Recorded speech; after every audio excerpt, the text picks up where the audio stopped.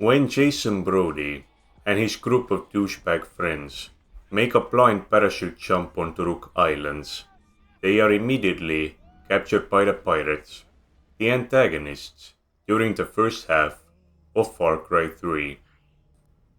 Destined to be sold into slavery, Jason escapes from captivity, joins up with the local resistance, saves his friends one by one, and dismantles the organization by leaving behind a massive pirate body count. Next to nothing is known of the pirates' history, but item descriptions imply that Rook Islands were once home to many competing warlords who took advantage of the island's complete lack of law enforcement and authority. It is possible that at some point, these disparate groups joined forces and became the pirates we know them as today. These warlords, however, weren't the only ones who saw the potential of these lawless islands. Hoyt Volker, the head of what would later become the largest human and drug trafficking organization in the South Pacific region, would land on these shores with an army of well-paid and well-trained mercenaries. While these mercenaries would have most likely wiped the pirates out, war would have nevertheless been time-consuming and costly, so a deal was struck instead. So long as he grew drugs and managed some captives, the pirates were allowed to continue operating on the North Island, while Hoyt's army, who would later become known as the Privateers, set up shop on the South Island. The pirates, therefore, are really just an extension of Hoyt's organization, but with a significant degree of autonomy. The signature color for the pirates is red, a reference to the color of their urine.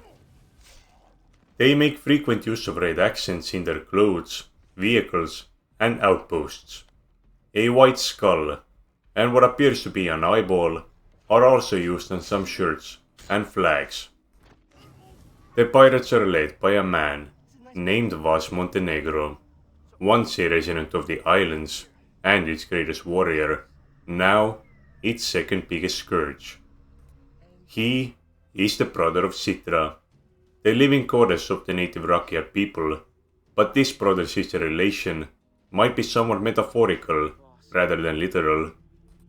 Vaas did not appreciate the idea of banging his sister and immediately getting killed afterwards, as tradition apparently demanded, so he turned to Hoyt Volker.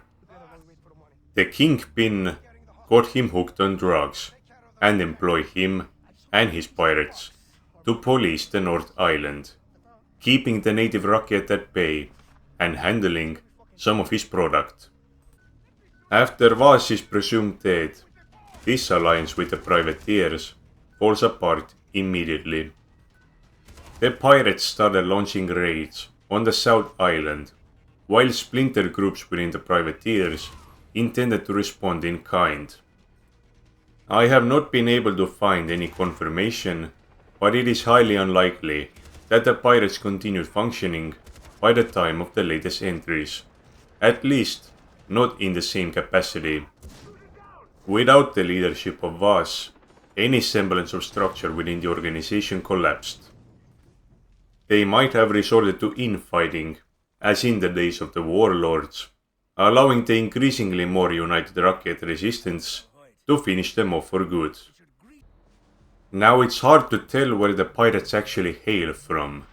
Some, like Vaas, are from Rook Island, but most pirates speak with a very distinct accent that I can't put my finger on. During his journey, Jason can come across conflict diamonds that are a reference to the setting of Far Cry 2. These diamonds might have been brought here by the former residents, indicating that some pirates could be from Central Africa. Or the diamonds could have been brought here by the mercenaries who fought there, and those mercenaries hail from all over the world. This is all vague speculation, but it does hint that the pirates could be comprised of a wide variety of nationalities, rather than from one specific location. We do know for a fact though, that one group of pirates from South America made it to Rook Islands, but were killed by Vaas's men during an arms deal gone bad. Now these guys obviously didn't join, but it shows that the pirates have connections to some very faraway places. A bit closer to the islands is a man named Doug, who works as a DJ in Bangkok, and he is affiliated with the pirates. It's never explicitly confirmed, but he is the one who encouraged Jason's gang to make a blind jump onto the islands and, come on, just look at his shirt. Certain pirate models wear military berets and have what appear to be rank insignias on their clothes, showing that some of them could have been officers in the armed forces of whatever country they came from.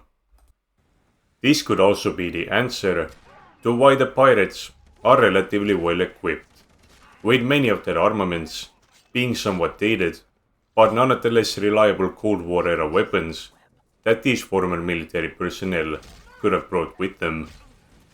Many of their weapons have also been bought from the black markets, and in the case of the 44 magnums found on the islands, stolen. These particular revolvers were meant to go to the former dictator of North Korea, Kim Jong-il. Vaas intercepted the shipment, stole the guns, and left something in their place that supposedly made the despot drop dead the day it arrived.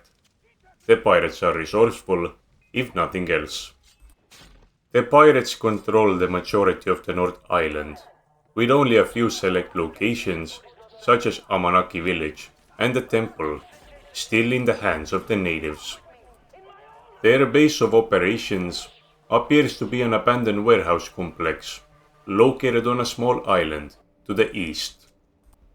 They have established a network of outposts all throughout the island that they use to control the surrounding areas, ranging from old mines, gas stations, docks, to farms. These outposts don't seem to be particularly well fortified, mostly being in the same shape as they were before the takeover, which might explain their need for alarm systems. When the pirates realize that they are under attack, they activate an alarm, which will call nearby patrols back to the outpost to help fend off the attacker. Curiously, they will only activate the alarm when they have a confirmed visual on Jason, not when they see their friends drop dead in front of them from a suppressed sniper shot. And for some bizarre reason, getting close to a single alarm box and disabling it will shut off all other alarms in the outpost. Who the hell wrote the pirate security protocols? Additionally, the pirates have taken over a number of villages that are used to hold captives or grow drugs. One such fishing village that was built next to a World War II era Japanese bunker, now called Pirates Cove, is used to film ransom videos for the hostages. While waiting for the money, the pirates tend to have fun with their captives, using them in sadistic games that sometimes end with death.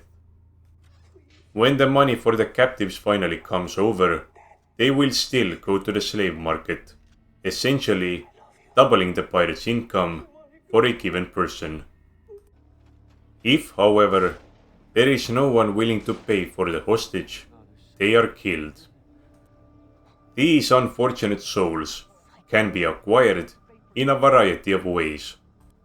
As mentioned before, Jason and his thrill-seeking friends were told of an island where they could do anything, even having transport organized for them. Many captives are also natives of the island, and some of them are forced into prostitution, working in the Bathtown brothel, where the neon sign on the roof is responsible for 80% of the town's electricity bill. In one instance, the pirates bought off a passing ship captain who essentially sold everyone serving on the ship into slavery. This is the story of the game's co-op mode that takes place 6 months before Jason's, because every single player game released during that time needed a multiplayer component. But if selling people into slavery wasn't bad enough, the pirates are also responsible for turning our youth into potheads, crackheads, and dickheads. Yes, the northern island is littered with fields, growing marijuana on an almost industrial scale. After harvesting and processing the plants, they are then shipped and sold to distributors all over the world. Both the pirates and privateers have connections with drug cartels who, as of the events of Far Cry 3, were seeking to use the naturally hallucinogenic plants of Rook Island to create new drugs, with limited success. The resulting compound, labeled Drug Patent 3, was capable of producing exceptional highs, but wasn't addictive. Efforts were underway to rectify the issue. One would be legal if it were not for the circumstances way of making money seems to be scrapping. Pirates can occasionally be seen taking apart boats and cars. Plus, the northern coast of the island has a ton of ships that seem to have been beached intentionally. Most of them have largely been scrapped for metal, but one of them, the Medusa, has a functioning captain's breach that the pirates use as a communications relay. The use of this ship as a hub for communications is necessary on account of the pirates disabling the island's many radio towers. These towers, which were already heavily damaged from a lack of maintenance, were now fitted with scramblers, preventing the locals from contacting one another, therefore cutting off trade and making it harder to organize a resistance. Within their territories, the pirates are frequently found patrolling roads and setting up roadblocks that mainly serve to confuse other pirates. They can also be seen performing a wide variety of activities such as hunting, practicing their aim, terrorizing the locals, and getting terrorized by the local wildlife. And speaking of wildlife, the pirates really love to hold the freakishly aggressive animals of Rook Island in incredibly flimsy bamboo cages. If I had to guess the reason, they are trying to get a stake in the exotic pet business, and it has the potential to become a success once the pirates figure out how to stop the animals from taking over their outposts. The pirates also displayed an unusual interest in an ancient ceremonial knife that both Citra and Jason were searching for. This knife was used by the rogue Chinese captain Lin Kong, who declared himself the ruler of Rook Islands for a short period of time, enslaving and killing the natives, whose descendants came to believe that acquiring this knife would avenge the victims. A team of scientists from abroad had come to the island to look for this blade. Their ship, the Nostalgia, was ambushed by the pirates, and quite curiously, everyone on board was killed without being taken hostage. Given his animosity with Citra and the Rakyat, Vaas could have done so to ensure that there were no complications. This team had discovered several sites where the knife could have been held, and many pirate squads were dispatched to investigate. The pirates make heavy use out of the vehicles left behind by the mining corporations that once exploited the natural resources of the islands. There are mainly two favored vehicle types, the off-road scavengers and an unnamed pickup truck. These can be used as transports that can handle the rugged terrain of the islands with ease, or be fitted with a machine gun, turning them into technicals that are capable of laying down heavy suppressive fire. Less commonly, the pirates will use the civilian Strius and Tara vehicles, but that's usually only when an on-foot pirate happens to come across one when giving chase to Jason. But the coastline and the many rivers cutting through the island remain just as dangerous, thanks to the pirate patrol boats, who are more than happy to mow down careless swimmers with their mounted MGs. On rare occasions, they are even seen piloting Black Hawk helicopters, usually to transport their product, search for escaped captives, or as combat support in particularly heated battles. Where the pirates got their hands on military-grade helicopters in the first place is unclear. Now that we've covered the general characteristics of the group, let's see what specific types of pirates Jason will mow down in his quest to get laid and killed. The most common and weakest pirate Jason encounters is the Assaulter. The best way to describe these bandana-wearing foes is simply a guy with a gun. Their AK-47s could potentially be very deadly if it weren't for the fact that these guys are allergic to aiming, instead preferring to spray from the hip, which rarely works outside of spitting distance. Additionally, they boast some of the lowest health values in the game, with a single burst from almost any weapon being enough to take one down, if they don't already die from the first shot. It is all the more puzzling then that they are quite averse to using cover.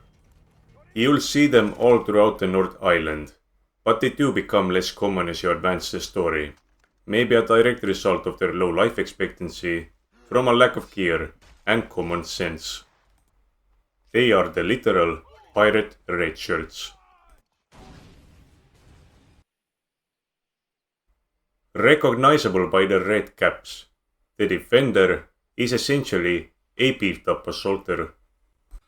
They come equipped with body armor that is taped together from many different pieces, and while crude, it is effective as they have about 2 or 3 times more health than an assaulter. While they don't spray their AKs as much as their unarmored counterparts, the Defenders will actually make use of the damn sights, resulting in more accurate fire and overall better performance on the field. Not only are they tougher and deadlier, they also display a higher knowledge of tactics, as they take cover much more frequently. When Jason responds in kind, they are not shy about using grenades to flush him out, or wait until their more reckless comrades achieve the same result. This creates the impression that Defenders are the pirate equivalent to officers and squad leaders, with almost every firefight having at least one of these guys present. During story missions where Jason disrupts critical pirate operations, such as those where there's a lot of logistics involved, Defenders will usually outnumber any other type of pirate, as if they're instrumental in organizing them. Defenders are somewhat rare in the beginning of the game, but start appearing more frequently as Jason moves further west. Filling the role of a shock trooper are the Berserkers, whose M13-3 shotguns become deadlier with every meter they close in. They are easily recognizable by their red pants and bandoliers filled with shotgun shells. Some of them have also painted their faces white to resemble a skull. Berserkers will never use cover, even when engaged at hopeless distances, and will make a beeline to wherever they perceive the danger to originate from. Oddly enough, at very close range, they'll opt to butt you with their shotgun rather than use their very lethal close-range assault weapon at its full potential. Their hyper-aggressiveness could be the result of drugs that the pirates are known to frequently abuse.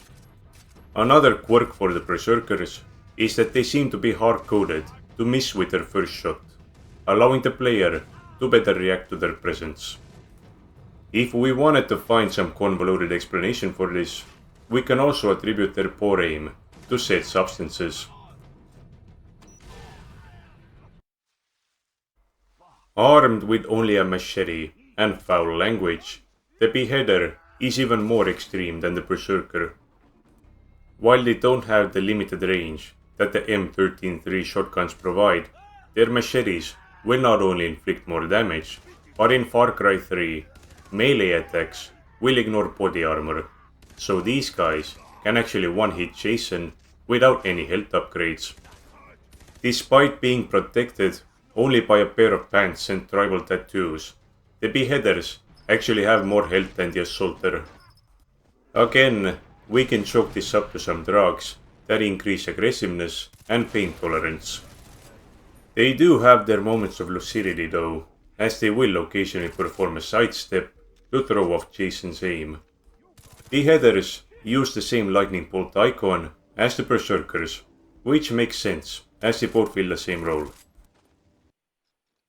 More often a detriment than an actual boon in battle, the Molotov thrower, or the Molotov man as I like to call them, are a great showcase for the advanced fire physics of Far Cry 3. Due to the fact that they are high on their own supply, their situational awareness is non-existent, frequently causing quite a bit of chaos and collateral damage when attacking with their Molotov cocktails. Why the pirates think having these guys around is a good idea is completely beyond me. These victims of male pattern baldness wisely carry their bottles of highly flammable liquids around their body, which provides easy access for both throwing and consuming. When shot in the torso, these bottles might ignite, sending the Molotov man into a delirious frenzy as he attempts to drag their attacker down to the hell that they are now destined for. Armed with the SVD sniper rifle, the pirate sniper is capable of supporting his allies from a very long distance. Thankfully though, the developers forced them to use the highly visible and detrimental laser sight attachment that makes them easier to locate. They are also recognizable by the red clot that they've smothered their face with, possibly a method of shielding their eyes from the sun without the use of sunglasses that would otherwise be detrimental to using a scope. When not actively fighting, the snipers can often be seen scanning the horizon with their rifles, which oddly enough doesn't seem to give them more line of sight or alertness than any other pirate. Snipers need some time to line up their shot, so when stealth isn't an option, breaking their line of sight by weaving in and out of cover while closing the distance is the best option when you don't have a long-range weapon yourself. When the sniper is forced to engage the enemy up close, they'll switch to their A2000 SMGs. This isn't as powerful as an AK or a shotgun though, so you're probably going to have an advantage, though they are almost always supported by their previously mentioned friends who can fill that close quarters niche. Snipers are somewhat rare, as they are never seen in the open world, outside of missions and outposts. For those scenarios that require the complete and utter obliteration of the target, the pirates employ the services of a Rocketeer. Their RPG-7s might have been intended for an anti-tank role, but due to a lack of armored vehicles on Rook Island, they have instead been repurposed as messy anti-personnel weapons. The Rocketeers can be identified by the spare rockets on their backs, boonie hats, and a medical mask, which could be a way to prevent them from breathing in the crap that inevitably gets flung up after an explosion. As you can guess, these guys are very dangerous, as the large blast radius of the rockets mean that they don't require a direct hit to be effective. When they lose sight of Jason, they tend to continue firing on his last known spot, effectively denying that area. They share some similarities to the snipers, such as the crosshair icon when tagged, and the secondary A2000 SMGs. If dropping them at the start of a fight isn't an option, the same tactics for dealing with the snipers apply here as well. The biggest, bulkiest, and sweatiest pirate is the Heavy Gunner. They take the same body armor that the defenders use and tape even more pieces to it, along with a welding mask that protects them against headshots, and sandals that prevent the spread of athlete's foot. Their role is to absorb enemy fire, while still suppressing them with their PKM light machine gun, turning them into a threat on the battlefield that cannot be ignored. At very close range, they will use their LMG as a club that is capable of knocking Jason down. Heavy gunners can absorb an astounding amount of damage, several magazines of direct assault rifle or SMG fire, all while taunting the target on how a real man fights by hiding under several layers of ballistic vests. Additionally, they are immune to takedowns, unless Jason has the heavy beatdown skill, but that is only unlocked after Jason is pretty much done with the pirates anyway. Despite their tankiness, heavy gunners do have weaknesses. While their welding masks are capable of blocking shots, they can be knocked off with sustained fire, leaving their mohawked heads vulnerable to a headshot. This is a little risky, however, as it requires Jason to expose himself to deadly PKM fire, so it should only be used when cornered at close range. The backs of their heads are unprotected, so a sneaky player can take advantage of that, especially with a silenced weapon when going for the coveted undetected outpost liberation. Fire and explosives are very effective and should be considered when stealth isn't an issue. Heavy gunners are the rarest type of pirate, but they do appear in several later missions and some of the more difficult North Island outposts.